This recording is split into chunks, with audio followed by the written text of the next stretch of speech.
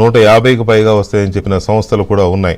కానీ ఇప్పుడు మనం లీడ్స్ చూస్తూ ఉంటే టీడీపీ కూటమి ఇప్పటికే 50 స్థానాల్లో ఆధిక్యతలో ఉంది. వైసీపీ కేవలం 2 స్థానాల్లో మాత్రమే ఆధిక్యతలో ఉన్నట్టుగా మనకు కనబడుతుంది. అందులో పులివెందులు ఒకటి.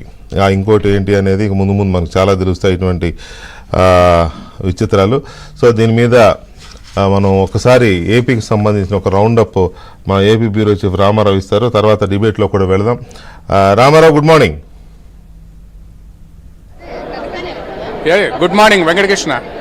ఏంటి అప్డేట్స్ ఎలా ఉన్నాయి? కౌంటింగ్ ఎలా జరుగుతుంది? ఓన్లీ పోస్టల్ బ్యాలెట్స్ అయినా ఎక్కడైనా ఈవీఎంలు కౌంటింగ్ కూడా స్టార్ట్ అయిందా? వెంకటకృష్ణ, పోస్టల్ బ్యాలెట్స్ కౌంటింగ్ కూడా ప్రారంభమైంది. పోస్టల్ బ్యాలెట్ కౌంటింగ్ 8 గంటలకు ప్రారంభమైతే ఆంధ్రప్రదేశ్లో ఈవీఎంల కౌంటింగ్ కూడా రాజమండ్రి రూరల్ బుచ్చయ్య చౌదరి, అదేవిధంగా కుప్పంలో చంద్రబాబు నాయుడు, మంగళగిరిలో నారా లోకేష్ జనరల్ కౌంటింగ్ కూడా ఈవీఎంలు బిగినైనాయి.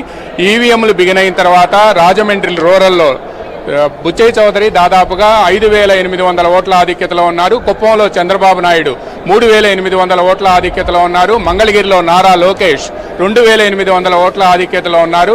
ఎందుకంటే 8 గంటలకు పోస్టల్ బ్యాలెట్ ప్రారంభమైన తర్వాత చాలా చోట్ల వైసీపీ ఏజెంట్లు పేచీ పెట్టారు.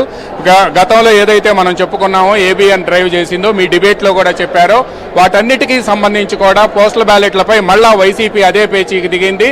అంటే రిటర్నింగ్ అధికారి సీల్ లేకపోయినా, లేకపోతే డిక్లరేషన్ మీద డిజిగ్నేషన్లు సీలు లేకపోయినా కూడా అవి చెల్లవు అని బట్ హైకోర్టు ఇచ్చిన ఆర్డర్లు చూపి చీఫ్ ఎలక్షన్ ఏజెంట్లు ముందుకు వెళ్తూ ఉన్నారు.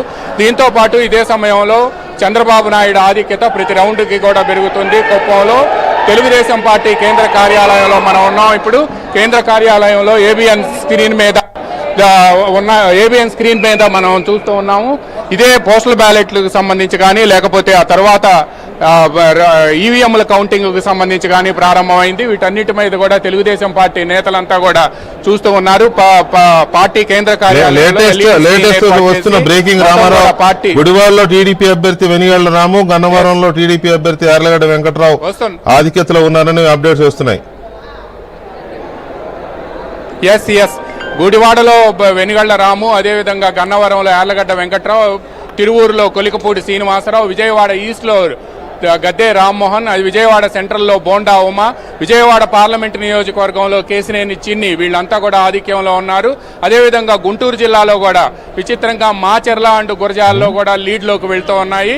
గురజాల, మాచర్ల నియోజకవర్గాల్లో కూడా పోస్టల్ బ్యాలెట్లో తెలుగుదేశం అభ్యర్థులు ఇక్కడ గురజాలలో ఎరపతినేని శ్రీనివాసరావు, మాచర్లలో జూలకంటి బ్రహ్మారెడ్డి వీళ్ళిద్దరూ కూడా ముందంజలో ఉన్నారు. అదేవిధంగా నసరావుపేట పార్లమెంట్ నియోజకవర్గంలో కానీ రాష్ట్రంలో ఉండే